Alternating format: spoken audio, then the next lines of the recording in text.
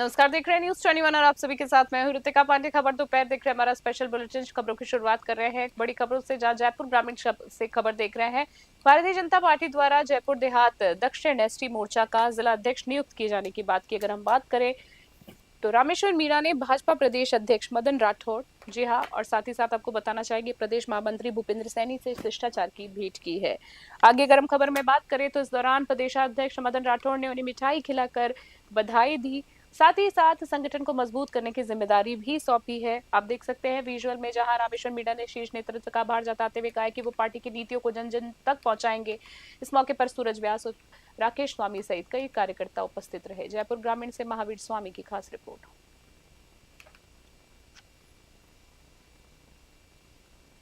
बानसूर से खबर देख रहे हैं, जहां बात करेंगे बानसूर विधानसभा क्षेत्र की ग्राम पंचायत लाखा का नांगल में एक विशाल सिटी फार्म हाउस के निर्माण को लेकर ग्रामीणों में भारी आक्रोश देखा गया है। साथ ही साथ आपको बताएंगे ग्रामीणों और पूर्व पंचायत समिति की अगर हम बात करें इस पूरे मामले को लेकर, तो ग्रामीण और पूर्व पंचायत समिति सदस्य झाबरमल गुर्जर का आरोप है कि भूमाफिया खातेदारी सीमा से बाहर जाकर सेवायचक यानी सरकारी भूमि पर अवैध कब्जा कर रहे हैं। साथ ही साथ आपको बताना चाहेंगे यही नहीं है कि जल संचय की मनरेगा के तहत करीब 20 लाख रुपए की लागत से बने डैम को भी तोड़कर अपनी जमीन में मिलाने का प्रयास किया जा रहा है। पटवारी द्वारा की गई पैमाइश में कब्जा खातेदारी सीमा से बाहर पाया गया है। ग्रामीण और प्रशासन से निष्पक्ष और सख्त कार्रवाई की मांग की है। आपको बता देना चाहेंगे कि सेवायचक राजस्व विभाग के रिकॉर्ड में दर्ज और सरकारी जमीन होती है जो किसी खास व्यक्ति के नाम नहीं होती है। बानसूर से सतीश शर्मा की विशेष रिपोर्ट देख रहे थे आप। बानसूर विधानसभा की ग्राम पंचायत मोरोड़ी के अंदर जल संचय के लिए एक डैम बना हुआ है, जिस डैम का प्रॉपर्टी डीलरों द्वारा तोड़फोड़ करके और अपनी प्रॉपर्टी में मिलाया जा रहा है। तो हमारे साथ ग्रामवासी हैं, इनसे कुछ बात करना चाहेंगे। सर, क्या मामला है? नमस्कार जी। नमस्कार। मामला ये है कि साहब हमारे गांव की ये इधर की सवाई तक जमीन है, ये 70-75 बीघा जमीन ले रखी है। ये हमारे गांव वालों ने मिलके ना बंद बनाया था। फिर वाटर साइड से इनमें कम से कम 15-20 लाख रुपए की लागत से ये डैम बनाया गया। फिर नरेगा द्वारा काम किया गया।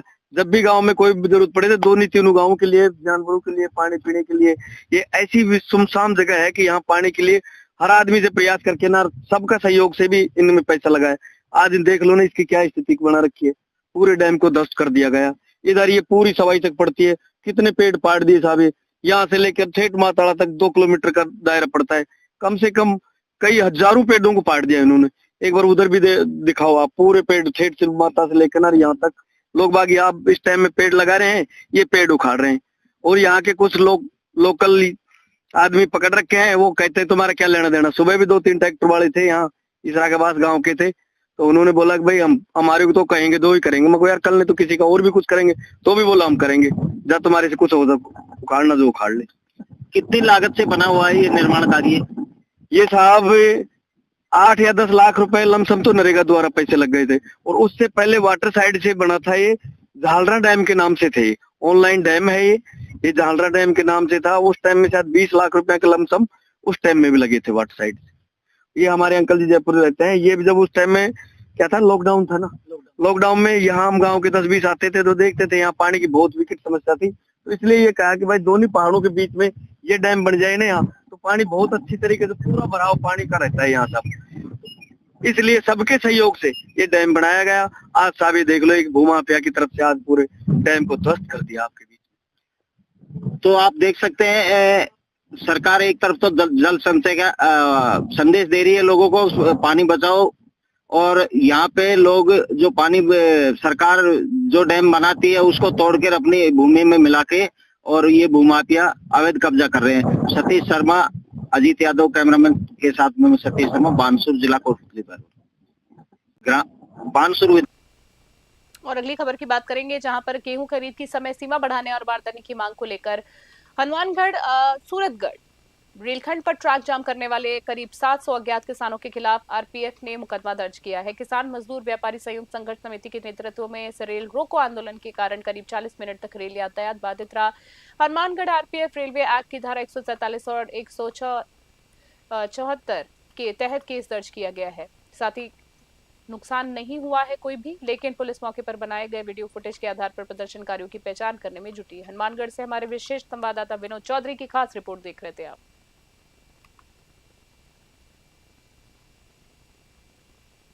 और एक बार फिर से खबर देख रहे हैं हनुमानगढ़ से, जहां राजस्थान सरकार के वंदा गंगा जल संरक्षण जन अभियान के तहत हनुमानगढ़ एसपी नरेंद्र सिंह मीना के निर्देशानुसार पूरे जिले में व्यापक स्तर पर श्रमदान और पौधारोपण किया गया है।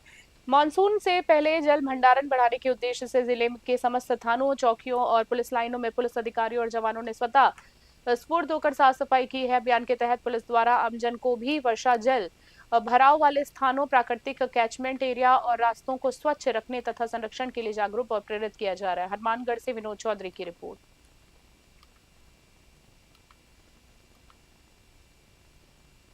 कोटा से खबर देख रहे हैं, जब बात करेंगे कोटा ग्रामीण के बूढ़ादीज सामुदायिक स्वास्थ्य केंद्र में स्वास्थ्य सेवाओं की पोल खुलने का मामला जो है वो सामने आया है। भीषण गर्मी और मौसमी बीमारियों के दौर में 24 घंटे आपातकालीन सेवा देने वाले इस सरकारी अस्पताल में रात को एक भी डॉक्टर या नर्स तैनात नहीं मिला है।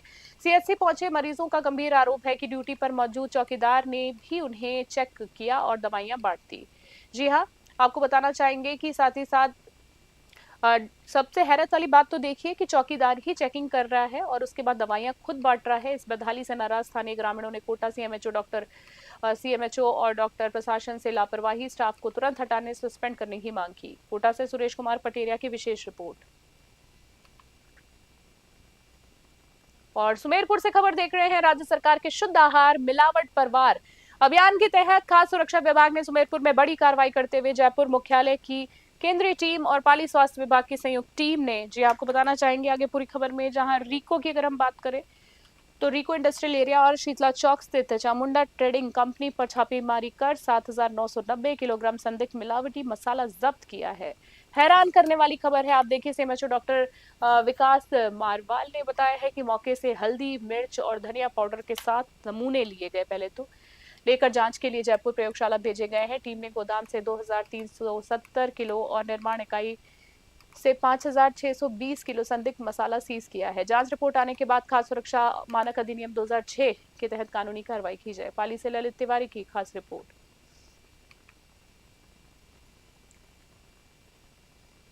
फूलियाकला से खबर देख रहे हैं, जब बताना चाहेंगे भीलवाड़ा जिले के शाहपुरा उपखंड में फूलियाकला क्षेत्र के खामोर ग्राम पंचायत के रामपुरा गांव शमशान घाट वर्षों से मूलभूत सुविधाओं के अभाव का शिकार है। 2-3 साल पहले राजस्व रिकॉर्ड में दर्ज होने के बावजूद यहाँ आज तक आपको बता दें गृह, पेयजल, विश्राम करने की जगह और सुगम रास्ते जैसी सुविधाएं नहीं मिल सकी है। आप देख सकते हैं जहां शमशान का टीन शेड जर्जर हो चुका है और हैंडपंप तक यहाँ पर नहीं है। हालात ये है कि बारिश के दिनों में शमशान तक पहुंचने वाला 1 किलोमीटर का रास्ता जो है वो भी दलदल में तब्दील हो जाता है, जिसे शव को ट्रैक्टर ट्रॉली में रखकर ले जाना पड़ता है। जल भराव की समस्या से तंग आकर ग्रामीण अब निजी खर्च पर मिट्टी डलवाने का मजबूर हो गए हैं। इस संबंध में प्रशासक विजय भंवर राठौड़ ने बताया कि 4 दीवारी का निर्माण कराया जा चुका है तथा रास्ता, टीन शेड और विश्रांति गृह के लिए पंचायत समिति को प्रस्ताव भेजा गया है। बजट मिलते ही कार्य कराया जाएगा। फूलियाकला से किशन वैष्णव की ग्राउंड रिपोर्ट। श्रीकरणपुर कस्बे के मुख्य बाजार की अगर हम बात करें, मुख्य बाजार की यातायात व्यवस्था पूरी तरीके से चरमरा गई है, जिससे आमजन को रोजाना भारी परेशानी का सामना करना पड़ रहा है। स्थानीय लोगों का आरोप है कि Punjab national bank, Gandhi park, railway फाटक और दुर्गा मंदिर के सामने सड़कों पर बेतरतीब वाहन खड़े होने से जाम की स्थिति बनी रहती है। आप विजुअल में भी देख सकते हैं, ट्रैफिक पुलिस का पूरा ध्यान केवल रेलवे फाटक के पास ही रहता है, जिसे बाजार की व्यवस्था भगवान भरोसे है। ग्रामीणों और व्यापारियों ने थानाधिकारी सीरकौर से मांग की है कि पंजाब नेशनल बैंक के पास अस्थायी रूप की बात हो रही है, यहाँ पर ट्रैफिक कर्मचारी नियुक्त किया जाए और नियमों का उल्लंघन करने वालों के चालान काटे जाए। इसके साथ ही शाम के समय दुर्गा मंदिर और गांधी पार्क के पास लगने वाले फास्ट फूड के ठेलों के कारण भी राहगीरों को काफी दिक्कतों का सामना करना पड़ता है। आमजन ने नगर पालिका प्रशासन से इन ठेलों को पुरानी धान मंडी में शिफ्ट कराने की मांग की है, तभी बाजार में सुविधा से ये जो असुविधा हो रही है इसे थोड़ा निजात मिलेगा। श्रीकरणपुर से हमारे वरिष्ठ संवाददाता अमित धवन की विशेष रिपोर्ट। बानसूर से खबर देख रहे हैं, जहां आपको बताना चाहेंगे बानसूर क्षेत्र के बिलाली स्थित शीतला माता मंदिर में सोमवार को 9 दिवसीय 108 कुंडात्मक शीतला चंडी महायज्ञ का भव्य शुभारंभ हुआ है। इस धार्मिक अनुष्ठान की शुरुआत ज्ञानपुरा स्थित हरिदास महाराज मंदिर से निकली विशाल कलश यात्रा के साथ हुई है, जिससे बानसूर विधायक देवी सिंह शेखावत ने हरी झंडी दिखाकर रवाना किया है। पारंपरिक वेशभूषा में 2100 से अधिक महिलाओं ने सिर पर कलश धारण कर करीब 5 किलोमीटर का सफर तय किया। शीतला माता मंदिर समिति के पदाधिकारियों ने बताया कि महायज्ञ के दौरान प्रतिदिन हवन यज्ञ, धार्मिक अनुष्ठान और श्रीमद् भागवत कथा का आयोजन किया जाएगा। इस धार्मिक और भव्य धार्मिक महोत्सव का समापन 9 जून को पूर्णाहुति के साथ होगा, जिसके बाद विशाल देसी घी के भंडारे का आयोजन किया जाएगा। इस आयोजन को सफल बनाने के लिए बिलाली सहित आसपास के गांव के युवा ग्रामीण शिद्दत से जुटे हुए नजर आए। बानसूर से सतीश शर्मा की रिपोर्ट।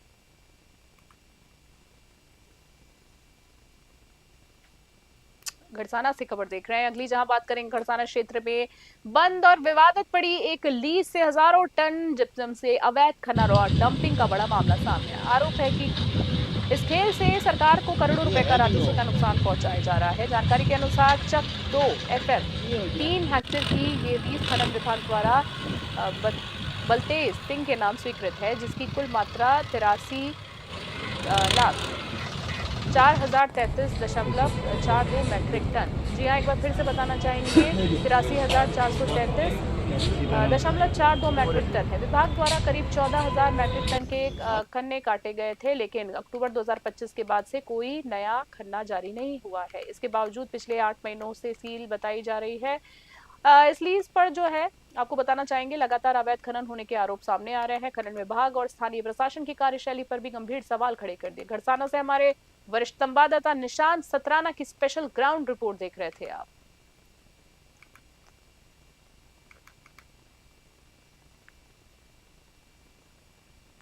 मेड़ता सिटी से खबर देख रहे हैं, जहां आपको बताना चाहेंगे मेड़ता शहर के विष्णु सागर रोड स्थित मनभावन ब्यूटी पार्लर में गुरु कृपा एजुकेशन संस्था के तत्वाधान में ब्यूटी पार्लर प्रशिक्षण शिविर का सोमवार को सम्मान पूर्वक समारोह पूर्वक शुभारंभ हुआ है। कार्यक्रम का उद्घाटन छतरी धाम दादू द्वारा के महंत हरिनारायण महाराज और साथ ही साथ संस्थान अध्यक्ष सुशील दिवाकर ने फीता काट कर किया है। महंत ने बालिकाओं को संबोधित करते हुए कहा है कि इस प्रकार के कौशल विकास प्रशिक्षण महिलाओं को आत्मनिर्भर और आर्थिक रूप से सशक्त बनाने में महत्वपूर्ण भूमिका निभाते हैं। संस्था अध्यक्ष सुशील दिवाकर ने बताया है कि शिविर का मुख्य उद्देश्य महिलाओं को स्वरोजगार के अवसर प्रदान करना है। वहीं आपको बता दें, जिससे करीब 30 महिलाओं और युवतियां इसमें भाग ले रही है। ट्रेनर उषा वैष्णव ने जानकारी दी है कि शिविर के दौरान प्रतिभागियों को facial, hair styling, bridal makeup और मेहंदी डिजाइन जैसी आधुनिक तकनीकों का व्यवहारिक प्रशिक्षण दिया जाएगा। इस मौके पर राम गोपाल वैष्णव, एडवोकेट मनोज वैष्णव सहित कई गणमान्य नागरिक भी उपस्थित थे। मेड़ता सिटी से सुशील दिवाकर की रिपोर्ट।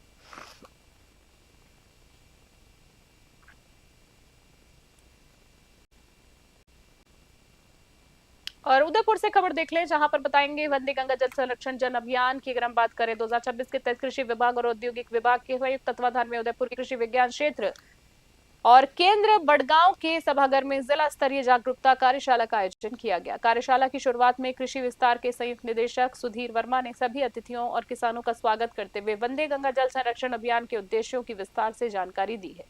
कार्यक्रम में कृषि और उद्यान विभाग के अधिकारियों सहित के कृषि विशेषज्ञों ने किसानों और विभिन्न कृषि योजनाओं और आधुनिक उन्नत सिंचाई तकनीकों के बारे में जागरूक किया है। इस दौरान भूजल विभाग, जल ग्रहण लीड बैंक और नाबार्ड के अधिकारियों ने भी विभागीय योजनाओं की जानकारी दी है। वहीं प्रगतिशील किसानों ने खेती में जल बचत के अपने सफल अनुभव साझा किए। उदयपुर से ब्यूरो रिपोर्ट। मांडलगढ़ से खबर देखकर मांडलगढ़ क्षेत्र की राजकीय वरिष्ठ उपाध्याय संस्कृत विद्यालय खनीजा में प्रधानाचार्य भवानी शंकर शर्मा के मार्गदर्शन में आयोजित कक्षा 12वीं के विद्यार्थियों का समाज सेवा शिविर 2026 सफलतापूर्वक संपन्न हुआ। शिविर का समापन पर प्रभारी महावीर कुमार सालवी ने विद्यार्थियों को समाज और पर्यावरण के प्रति अपनी जिम्मेदारियों निभाने का संकल्प दिलाया। शिविर के दौरान विद्यार्थियों ने अधिक से अधिक पौधे लगाने, पक्षियों के दाने, पानी, परिंदे की व्यवस्था करने, गौशाला में चारे पानी की सेवा करने जैसे सामाजिक कार्यों में बढ़ चढ़कर हिस्सा लिया। इस समापन की बात करें, समारोह में सेवानिवृत्त अध्यापक रामचंद्र जाट, प्रेमचंद शर्मा, योगेश कुमार मीणा और रेमिडियल कोर्स के प्रभारी हरिलाल जोशी उपस्थित रहे। कार्यक्रम के अंत में सभी छात्र छात्राओं का अल्पाहार कराकर विशेष शिविर का समापन किया गया। मांडलगढ़ से रामलाल जाट की खास रिपोर्ट।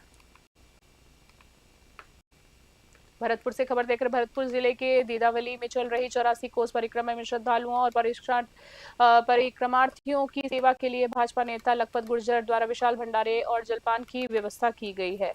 आपको बताना चाहेंगे साथ साथ जहां पर परिक्रमा मार्ग में श्रद्धालुओं के लिए प्रतिदिन केले और अन्न प्रसादी का वितरण किया जा रहा है, जिसमें भाजपा नेता समर्थक भी बढ़ चढ़कर सहयोग कर रहे हैं। इस कड़ी में परिक्रमार्थियों की सुविधा के लिए विशेष रूप से तैयार की गई प्याऊ का शुभारंभ गृह राज्य मंत्री जवाहर सिंह बेड़म और जिला कलेक्टर मनीष बैंक ने संयुक्त रूप से फीता काटकर किया। भीषण गर्मी के बीच लखपत गुर्जर द्वारा शुरू की गई सेवा में पेयजल व्यवस्था से परिक्रमा कर रहे श्रद्धालुओं को काफी राहत मिली है। भरतपुर से कृष्णकांत की स्पेशल रिपोर्ट।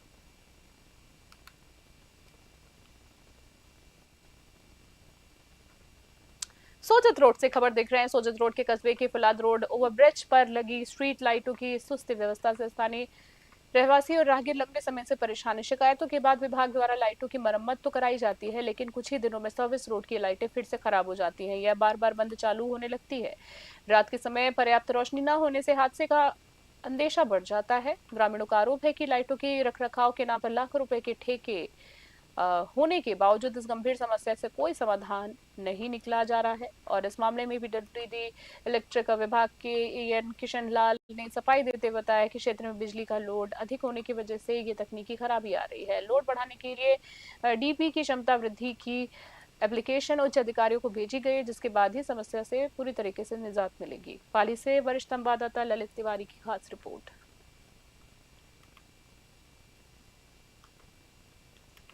और विजयनगर से खबर देख रहे हैं। अगली विजयनगर रेलवे स्टेशन पर निर्माणाधीन रेलवे अंडरब्रिज आरयूबी के कार्य में हो रही अत्याधिक देरी को लेकर राजनगर क्षेत्र के निवासियों का गुस्सा आखिरकार भड़क गया है। लंबे समय से धीमी गति से चल रहे निर्माण कार्य के कारण आमजन को आवागमन में परेशानियों का सामना करना पड़ रहा है। इसी को लेकर क्षेत्रवासी रेलवे स्टेशन पहुंचे और स्टेशन मास्टर के माध्यम से केंद्रीय रेल मंत्री अश्विनी वैष्णव के नाम पर ज्ञापन सौंपा। ज्ञापन में बताया गया है कि अधूरे निर्माण कार्य के चलते लोगों को लंबा चक्कर लगाना पड़ता है, आवागमन करना पड़ रहा है और इसका सबसे अधिक असर जो स्कूली बच्चों, बुजुर्गों, मरीजों और स्थानीय व्यापारियों में पड़ रहा है। क्षेत्रवासियों ने आरोप लगाया कि निर्माण स्थल पर कार्य की गति बेहद धीमी है, जिससे लोगों की समस्याएं बढ़ती जा रही हैं। उन्होंने रेल प्रशासन से आरयूबी निर्माण कार्य को प्राथमिकता के साथ शीघ्र करने यानी पूरा करने की बात कही है। विजयनगर से गौरव व्यास की विशेष रिपोर्ट।